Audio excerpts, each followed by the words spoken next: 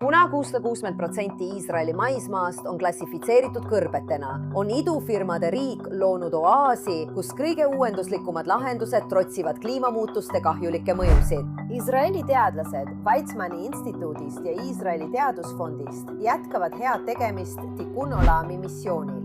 Keenias juba edukaks osutunud projekt laieneb nüüd mitmesse Ida- ja Lõuna-Aafrika riiki.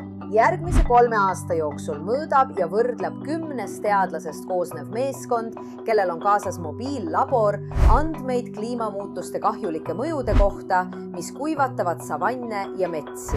Ja kui süvenev põud ja veekriis pole piisavalt tõsised, siis 100 miljonid janunevad. Veelgi hullem, igal aastal sureb vähemalt 1 miljon inimest ning iga päev sureb üle 7000 alla 5-aastase lapse. Peamiselt alatoitumuse ning saastunud joogiveest ja ebapiisavatest sanitaartingimustest tingitud haiguste tõttu. Iisraeli pühendumus ei lõpe kunagi. Riigis tegutseb ligi 2000 kliima- ja põllumajandustehnoloogia ettevõtet, kes püüavad olukorda muuta ja elusid päästa.